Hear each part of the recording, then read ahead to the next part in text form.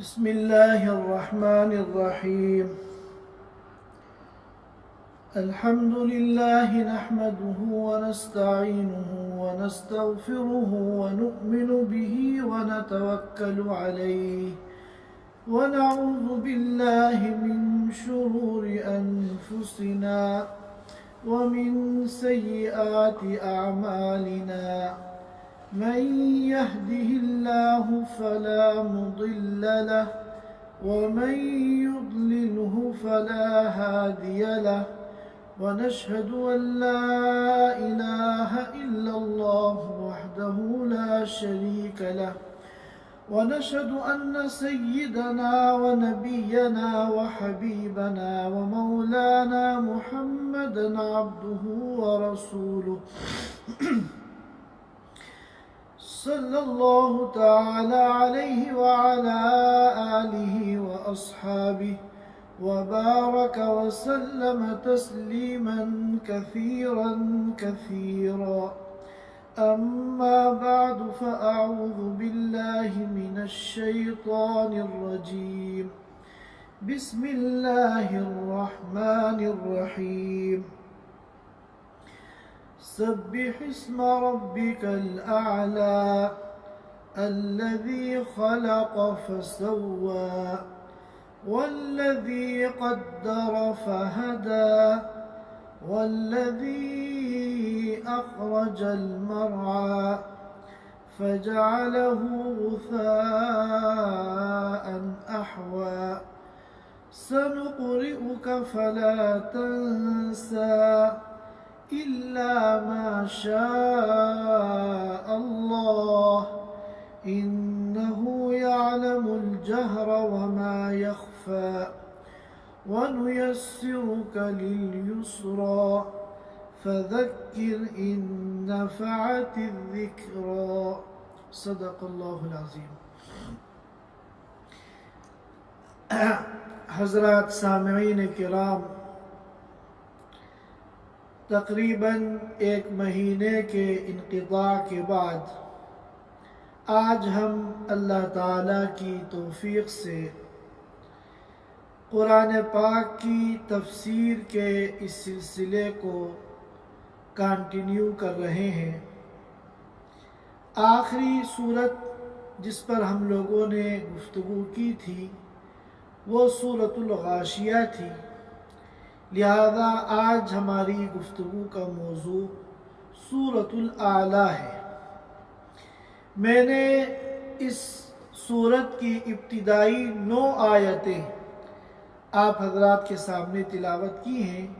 آج کی مجلس میں انشاءاللہ ان آیتوں پر ہم گفتگو کریں گے، اور اس سورت کا جو اگلا حصہ ہے انشاءاللہ اگلے جمعے میں ہم اس پر گفتگو کریں گے۔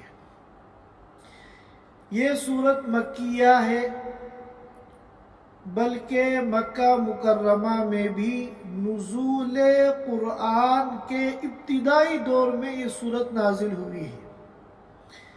اس سورت کا نام سورۃ الاعلیٰ ہے، جو اس کی پہلی آیت سبح اسم ربک الاعلیٰ سے ماخوذ ہے، اور بعض روایتوں میں سورہ سبح اسم کا لفظ بھی آیا ہے، لیکن زیادہ مشہور یہ سورت سورۃ الاعلیٰ کے نام سے ہے۔ یہ سورت قرآن پاک کی انتہائی عظیم الشان سورت ہے۔ اللہ کے رسول صلی اللہ علیہ وسلم اس سورت کا خاص اہتمام فرماتے تھے، چنانچہ عیدین کی نماز میں، جمعے کی نماز میں آپ پہلی رکعت میں سورۃ الاعلیٰ کی تلاوت کرتے تھے، یہاں تک کہ اگر ایک ہی دن میں عید اور جمعہ دونوں جمع ہو جائیں تو آپ اس دن بھی عید کی نماز میں پہلی رکعت میں سورۃ الاعلیٰ کی تلاوت کرتے تھے، اور چند گھنٹوں کے بعد جب جمعے کی نماز کا وقت آتا تو جمعے کی نماز میں بھی آپ پہلی رکعت میں سورۃ الاعلیٰ کی تلاوت کرتے تھے۔ اور حضرت ابی ابن کعب عبداللہ ابن عباس رضی اللہ تعالیٰ عنہ کی روایت کتب حدیث کے اندر موجود ہے کہ آپ صلی اللہ علیہ وسلم وتر کی نماز میں پہلی رکعت کے اندر سورۃ الاعلیٰ کی تلاوت کرتے تھے، دوسری رکعت میں سورۃ الکافرون کی تلاوت کرتے تھے، اور وتر کی تیسری رکعت میں سورۃ الاخلاص کی تلاوت کرتے تھے۔ معلوم ہوا کہ اللہ کے رسول صلی اللہ علیہ وسلم کے یہاں اس صورت مبارکہ کا خاص طور پہ نمازوں میں قرأت کے اعتبار سے خاص اہتمام تھا۔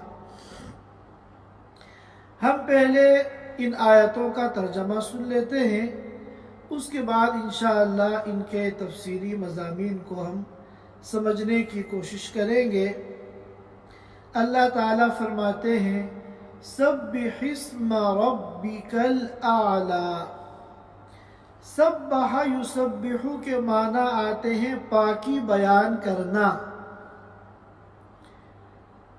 چنانچہ ہم لوگ جو تسبیح کہتے ہیں اور اس لفظ کو کثرت سے ہم استعمال کرتے ہیں، تسبیح یہ تو واحد ہے اور تسبیحات یہ جمع ہے، تو اس کے جو لغوی معنی ہیں وہ پاکی بیان کرنے کے، اور سبح یہ امر کا صیغہ ہے،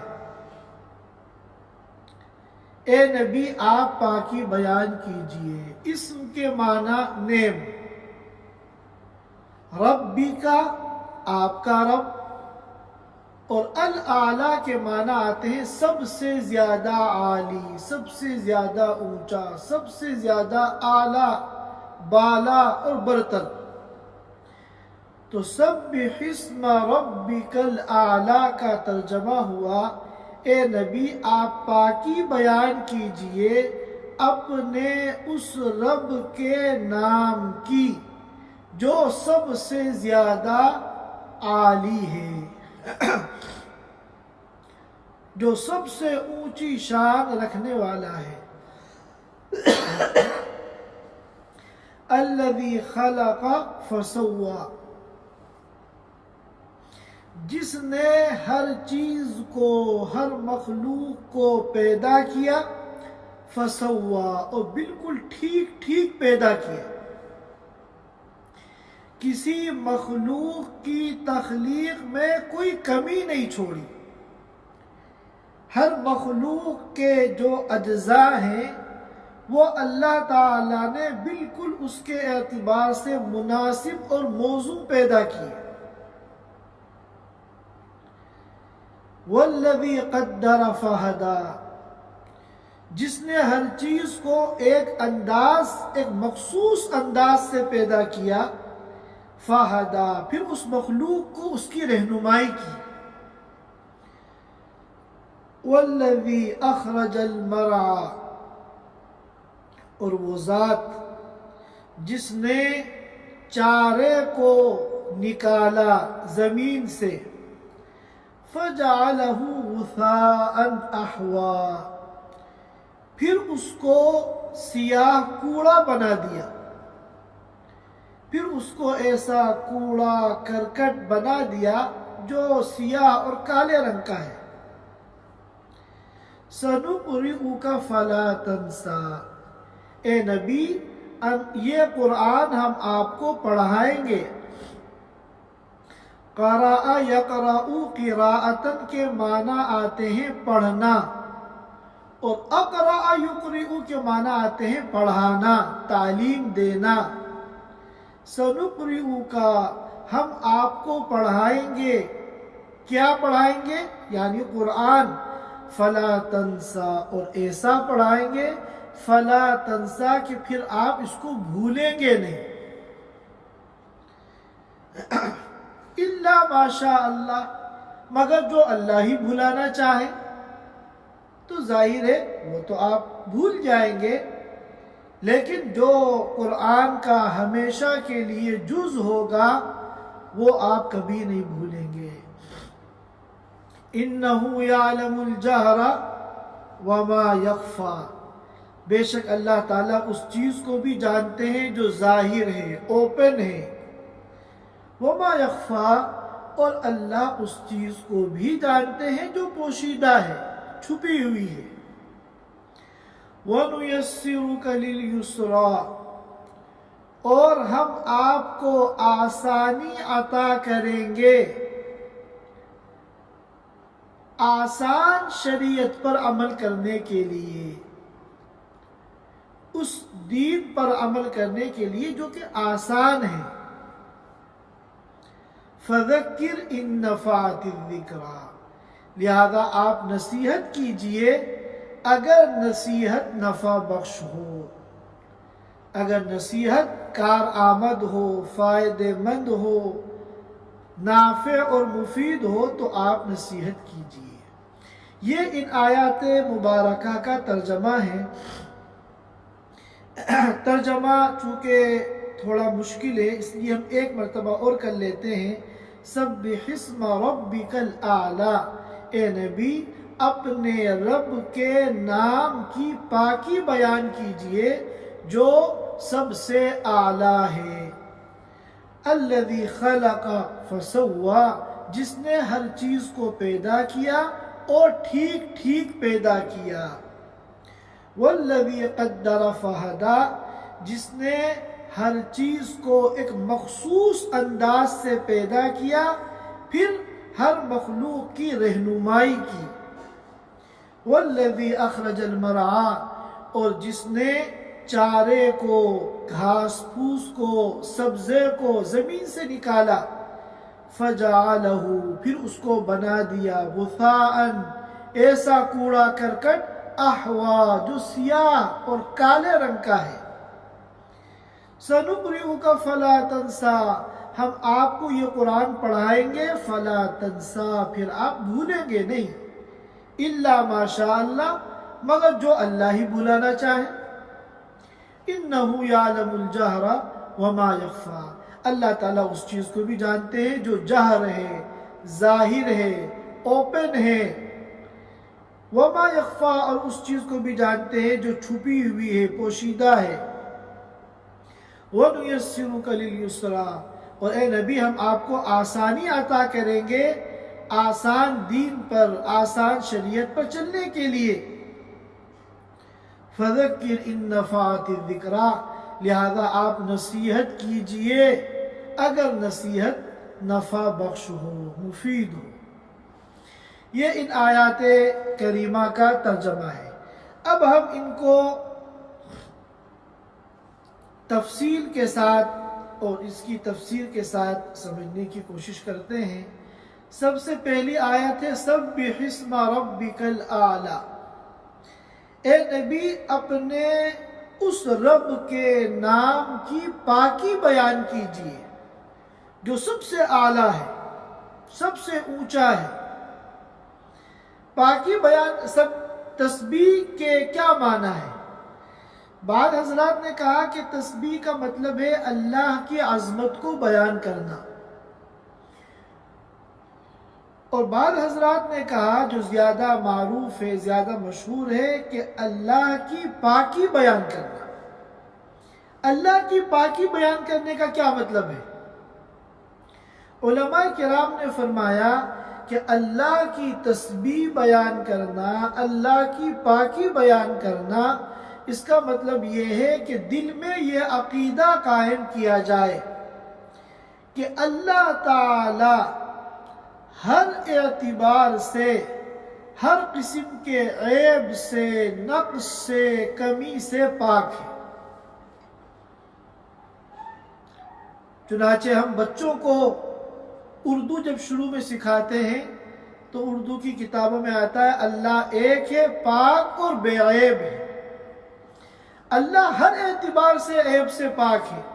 اللہ کی ذات، اللہ کی صفات، اللہ کے تصرفات، اللہ کے فیصلے، ہر چیز ہر قسم کے عیب سے، نقص سے، کمی سے پاک ہے۔ روایتوں میں آتا ہے کہ جب یہ آیت کریمہ نازل ہوئی تو اللہ تعالیٰ نے فرمایا صحابہ کرام سے اجعلوہا فی سجودکم، کہ اس آیت میں ہمیں جو حکم دیا گیا ہے رب اعلیٰ کی پاکی بیان کرنے کا، اس حکم کو عمل میں لاؤ سجدے کے اندر۔ چنانچہ پھر سجدے کی تسبیح قرار پائی سبحان ربی الاعلیٰ۔ علماء کرام نے فرمایا کہ جب بھی اس آیت کو پڑھا جائے تو چونکہ اس میں حکم ہے رب اعلیٰ کی پاکی بیان کرنے کا، تو اس پر نقد عمل کیا جائے، لہذا جب بھی یہ آیت پڑھو مستحب ہے کہ سبحان ربی الاعلیٰ کہو۔ بہتر یہ ہے کہ دل ہی دل میں کہو یا ہلکی آواز میں کہو، تاکہ کسی کو یہ شبہ نہ ہو کہ یہ بھی قرآن کا جز ہے۔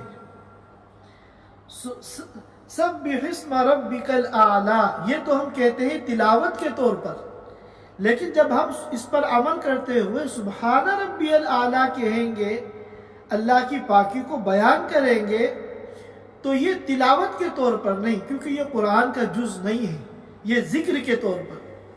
یہی وجہ ہے کہ حضرت علی رضی اللہ تعالیٰ، علامہ قرطبی نے یہ واقعہ تفسیر میں لکھا ہے کہ وہ نماز پڑھا رہے تھے، اور نماز میں جب انہوں نے یہ سورت پڑھی سبح اسم ربک الاعلیٰ، تو انہوں نے کہا سبحان ربی الاعلیٰ۔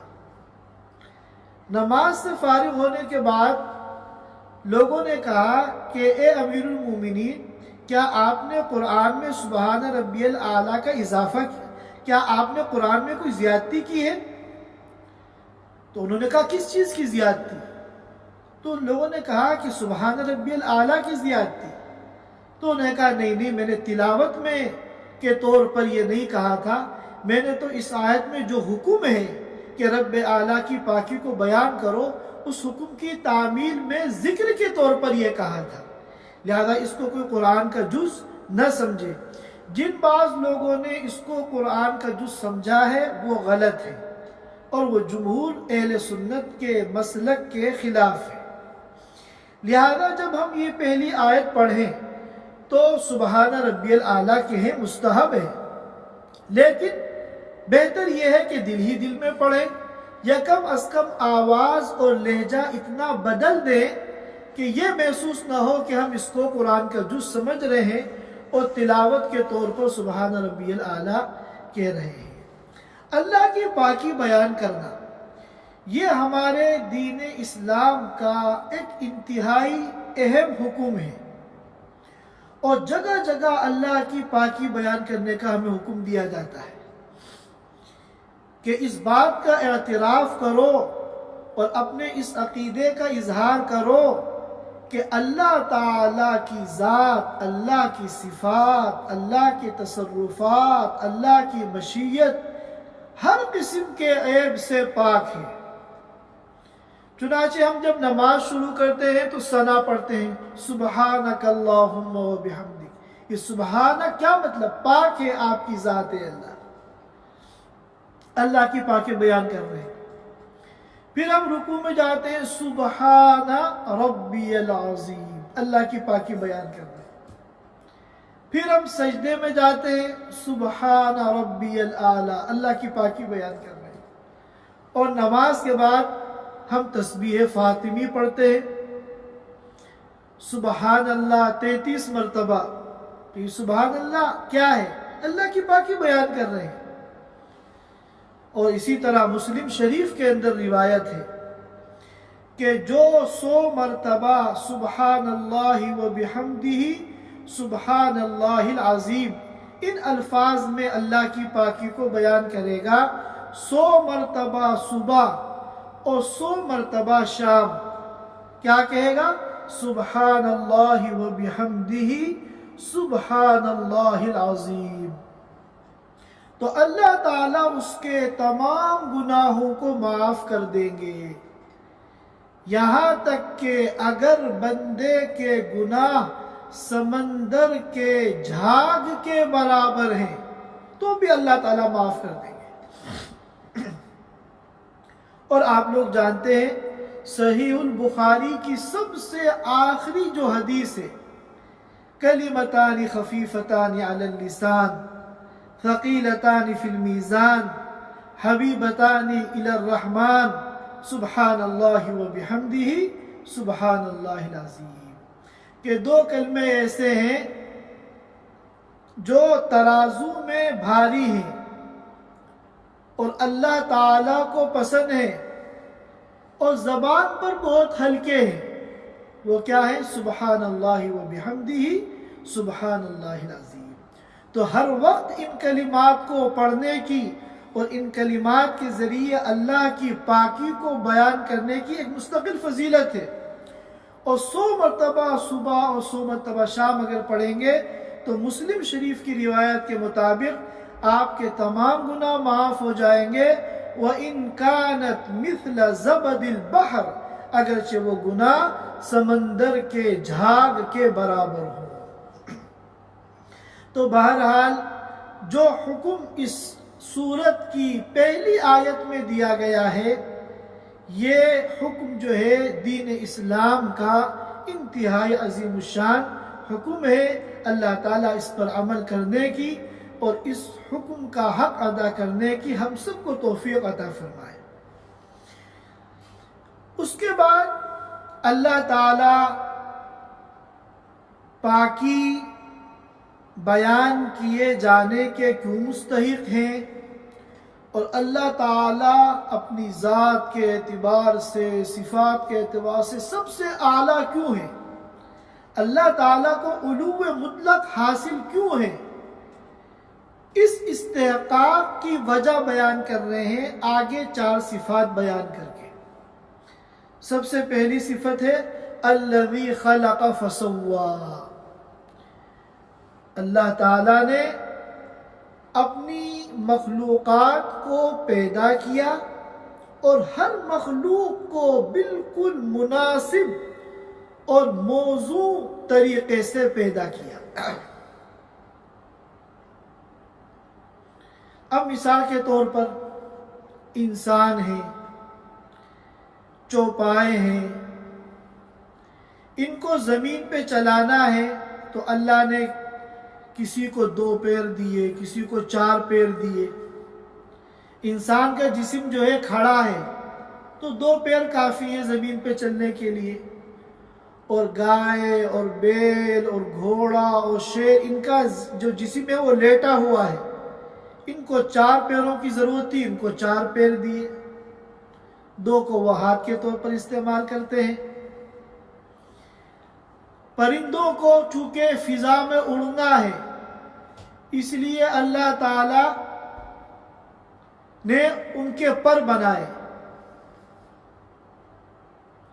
مچھلیوں کو سمندر کے پانی میں تیرنا ہے، اس لیے اللہ نے مچھلیوں کا شیپ ایسا بنایا کہ پانی میں چلنے کے اعتبار سے وہ سب سے زیادہ مناسب اور موزوں ہے۔ چنانچہ آج دنیا والے زمین پہ چلنے کے لیے موٹر سائیکلیں، گاڑیاں بناتے ہیں تو 2 پہیے لگاتے ہیں، 4 پہیے لگاتے ہیں، جیسا کہ انسان کے، جانوروں کے کسی کے 2 پیر ہوتے ہیں، کسی کے 4 پیر ہوتے ہیں۔ اچھا، فضا میں اڑنے کے لیے ہوائی جہاز بناتے ہیں تو پرندے کی طرح 2 پر بناتے ہیں جہاز میں، کیونکہ فضا میں اگر اڑنا ہے تو فضا میں اڑنے کے لیے اللہ نے جس طرح مخلوق بنائی ہے اسی طرح آپ کو جہاز بنانا پڑے گا۔ اگر آپ کوئی جہاز بالکل گول بنا دیں، چوکور بنا دیں، وہ جو ہے فضا میں نہیں اڑے گا، پرندے کے پر کی طرح آپ کو جہاز میں پر لگانے پڑیں گے۔ اسی طرح سمندر میں چلنے کے لیے آپ شپ بناتے ہیں، کروز بناتے ہیں، کشتیاں بناتے ہیں، تو سب کا شیپ جو ہے مچھلی کی طرح ہوگا۔ اگر آپ کوئی بالکل گول کروز بنا دیں، گول شپ بنا دیں یا چوکور بنا دیں تو پھر وہ سمندر میں نہیں چلے گی، ڈوب جائے گی۔ تو اللہ تعالیٰ نے ہر مخلوق کو پیدا کیا اور اس کی جو خلقت ہے بالکل موزوں اور مناسب بنائی، کسی کے اندر کوئی کمی نہیں۔ والذی قدر فہدا، اللہ تعالیٰ نے ایک مخصوص انداز سے، پلاننگ سے ہر مخلوق کو پیدا کیا اور پھر اس کی رہنمائی بھی کر دی۔ اب مثال کے طور پہ اللہ تعالیٰ نے انسان کو پیدا کیا تو اس سلسلے میں یہ پلاننگ کی کہ فلاں فلاں چیزیں انسان کھائے گا تو اس کے جسم کو فائدہ ہوگا، فلاں فلاں چیزیں کھائے گا تو نقصان ہوگا۔ اب پھل ہیں، سبزیاں ہیں، گوشت ہیں، میوے ہیں، یہ اللہ نے انسان جب پلاننگ کی تو یہ ان سب کو انسان کی غذا بنایا اور پھر انسان کو رہنمائی بھی کر دی۔ کوئی انسان پتھر نہیں کھاتا، کوئی انسان لکڑی نہیں کھاتا، کوئی انسان لوہا نہیں کھاتا، یہی پھل اور سبزیاں اور گوشت وغیرہ انسان کھاتا ہے۔ تو جیسی پلاننگ کی انسان کے سلسلے میں اس کی رہنمائی بھی انسان کو کر دی۔ اسی طرح اب یہ شیر ہیں، درندے ہیں، جب اللہ نے پلاننگ کی تو ان کی غذا بنایا گوشت کو۔ اب کوئی شیر جو ہے گھاس پھوس نہیں کھاتا، درخت کے پتے نہیں کھاتا، وہ گوشت ہی کھاتا ہے۔ یہ رہنمائی کس نے کی؟ اللہ نے کی۔ الذی قدر فہدا۔ اور ایک دوسری صورت میں فرمایا الذی اعطى كل شيء خلقه ثم هدى۔ اس آیت کا بھی یہی مفہوم ہے۔ اور اب یہ گائے ہیں، بیل ہیں، بکریاں ہیں، اللہ نے پلاننگ کی اور ان کی غذا بنایا گھاس پھوس کو، پتوں کو، تو اب یہ گوشت نہیں کھاتے۔ تو یہ رہنمائی کس نے کی؟ اللہ نے کی۔ الذی خلق والذی قدر فہدا۔ پھر فرمایا والذی اخرج المرعى، جس اللہ نے مرعا کو، مرعا کہتے ہیں چراگاہ، جہاں سبزہ ہوتا ہے اور گھاس پھوس ہوتی ہے اور جانور آ کے اس کو کھاتے ہیں، اور مراد یہاں سے وہ چارہ ہے، گھاس پھوس ہے، سبزہ ہے۔ فَجَعَلَهُ غُثَاءً أَحْوَىٰ، پھر اس کو ایسا کوڑا کرکٹ بنا دیا جو کالے رنگ کا ہے۔ جب سبزہ زمین سے نکلتا ہے تو بڑا خوبصورت گرین کلر ہوتا ہے، اس کے اندر تازگی ہوتی ہے، اس کے اندر خوبصورتی ہوتی ہے، اور جب وہ زمین سے اس کو الگ کر دیا جاتا ہے اور استعمال نہیں کیا جاتا تو پڑے پڑے وہ سڑنا شروع ہو جاتا ہے، اور پھر ہوتے ہوتے وہ کالے رنگ کا ہو جاتا ہے، سوکھ جاتا ہے، کالے رنگ کا ہو جاتا ہے، پھر وہ کوڑا بن جاتا ہے۔ اب سوائے کوڑے دان میں پھینکنے کے اور کوئی اس کا مقصد باقی نہیں رہتا۔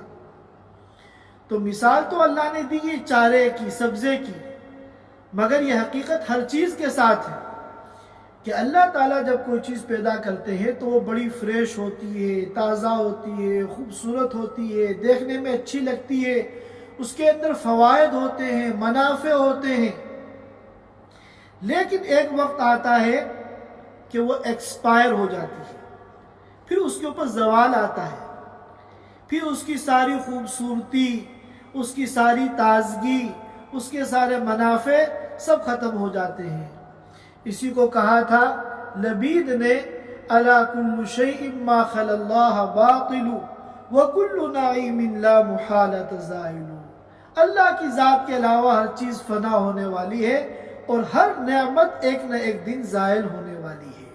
بقا جو ہے وَيَبْقَى وَجْهُ رَبِّكَ ذُو الْجَلَالِ وَالْإِكْرَامِ صرف اللہ کی ذات کو ہے۔ اس کے بعد فرمایا سَنُقْرِئُكَ فَلَا تَنْسَىٰ، کہ جو اللہ تعالیٰ اتنے بڑے بڑے کارناموں کا مالک ہے اور اتنی بڑی بڑی قدرتوں کا حامل ہے، اس کے لیے بہت آسان ہے کہ وہ آپ کو قرآن پڑھائے اور اس طرح پڑھائے کہ آپ بھولے نہیں۔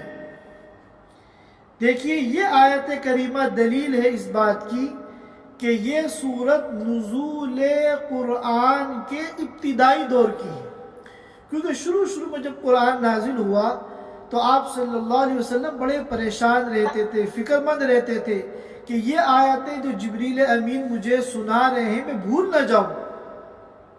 چنانچہ جیسے ہی ایک آیت ختم ہوتی تھی آپ جلدی اس کو پڑھنے کی کوشش کرتے تھے یاد کرنے کے لیے، کہیں ایسا نہ ہو میں وہ آیت بھول جاؤں۔ تو اللہ تعالیٰ نے آپ کو اطمینان دلایا، سَنُقْرِئُكَ فَلَا تَنْسَىٰ، آپ پریشان نہ ہوں، ہم آپ کو یہ قرآن پڑھائیں گے اور آپ پھر اس کو بھولیں گے نہیں۔ تو یاد کرنے کے مسئلے کو لے کر آپ فکر مند و پریشان نہ ہوں۔ اور ایک دوسرے موقع پہ کہا تھا لَا تُحَرِّكْ بِهِ لِسَانَكَ لِتَعْجَلَ بِهِ إِنَّ عَلَيْنَا جَمْعَهُ وَقُرْآنَهُ، آپ کوئی جلد بازی نہ کریں اور بار پڑھنے کی کوشش نہ کریں، یہ ہمارے ذمے ہے کہ ہم قرآن کی حفاظت کریں گے اور آپ کے سینے میں اس پورے قرآن کو جمع کریں گے۔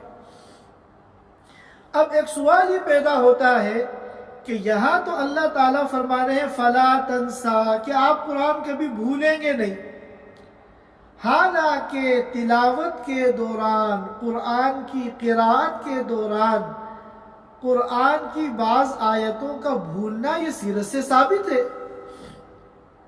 چنانچہ ابو داؤد کے اندر روایت ہے کہ ایک مرتبہ آپ صلی اللہ علیہ وسلم نماز پڑھا رہے تھے اور ایک سورت کی تلاوت کر رہے تھے اور ایک آیت آپ سے چھٹ گئی، یعنی آپ بھول گئے۔ نماز کے بعد آپ نے پوچھا اما فیکم ابی، کیا تمہارے درمیان ابی بن کعب نہیں ہے؟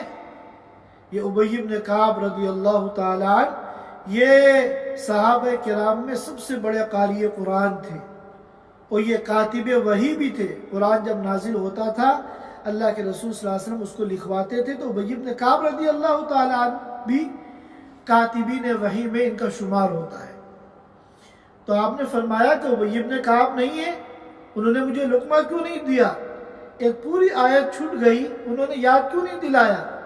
تو ابی بن کعب رضی اللہ تعالیٰ عنہ موجود تھے نمازیوں میں، انہوں نے عرض کیا اللہ کے رسول مجھے وہ آیت یاد تھی، لیکن میں نے اس لیے لقمہ نہیں دیا کہ میں نے سوچا کہیں ایسا نہ ہو کہ یہ آیت منسوخ ہو گئی ہو اور قصداً آپ نے یہ آیت چھوڑی ہو۔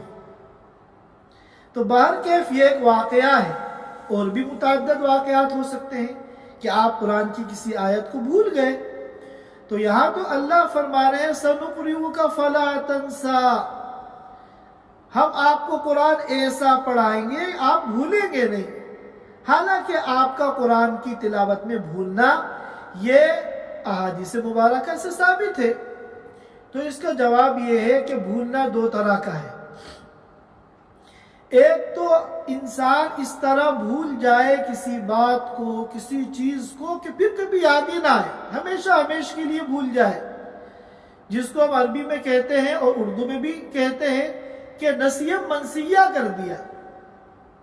اور ایک ہوتا ہے وہ بھولنا جو عارضی ہو، وقتی ہو، ایک بات وقتی طور پہ انسان بھول جاتا ہے مگر بعد میں وہ یاد آ جاتی ہے، تو وہ ہمیشہ کے لیے اس کو نہیں بھولا۔